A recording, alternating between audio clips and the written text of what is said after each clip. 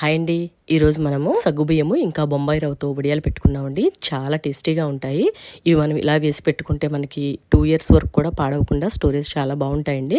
వీటినైతే చాలా సింపుల్గా పెట్టుకోవచ్చు. మనము 150 గ్రాముల వరకు సగ్గుబియ్యం తీసుకొని ఒక అర కేజీ బొంబాయి రవ్వను తీసుకొని సగ్గుబియ్యాన్ని బొంబాయి రవ్వని ఒక 15 నిమిషాల వరకు నానబెట్టేసి తర్వాత బొంబాయి రవ్వని సగ్గుబియ్యాన్ని కూడా మిక్సీ పట్టేసుకొని చక్కగా మనము ఇలా మంచి ప్రాసెస్లో ఇలా వేసుకుంటే చాలా బాగుంటుందండి. నేను ఛానల్లో ఆల్రెడీ వీడియో కూడా పోస్ట్ చేస్తున్నాను. పర్ఫెక్ట్ మెజర్మెంట్స్తో ఎవరైనా కూడా చాలా సింపుల్గా పెట్టేసుకోవచ్చండి.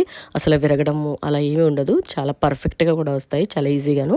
ఎండ గట్టిగా ఉంటే ఒక్క రోజులోనే ఎండిపోతాయండి. నాకైతే మధ్యాహ్నానికి ఎండిపోయినాయి. నేను వేసిన రోజు చాలా ఎక్కువగా ఎండ కూడా ఉంది. చాలా చక్కగా ఎండిపోయినాయండి.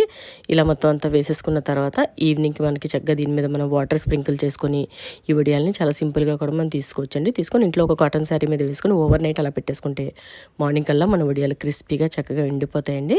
దీన్ని ఇంకొక రోజు మనం ఎండ కొంచెం గట్టిగా ఉంటే ఎండలో పెట్టేసుకుంటే చక్కగా మనకి 2 ఇయర్స్ వరకు కూడా స్టోరేజ్ ఉండే వడియాలు చాలా టేస్టీగా క్రిస్పీగా రెడీ అయిపోతాయి. బయట దొరికే అప్పడాలు వీటిలో కెమికల్స్ అవి వేసి ఉంటున్నాయి కాబట్టి అలాంటి అప్పడాలు అవి కూడా తినకూడదండి. ఈ వడియాలు ఈ విధంగా పెట్టుకుంటే న్యాచురల్గా చాలా టేస్టీగా ఇంట్లో మంచి వడియాలు మనకి అప్పడాల టేస్ట్తో చాలా బాగుంటాయండి. తప్పకుండా ఒకసారి మీరు ఈ వడియాలని ట్రై చేయండి. రెసిపీ మాత్రం చాలా పర్ఫెక్ట్గా వీడియో పోస్ట్ చేశాను నేను.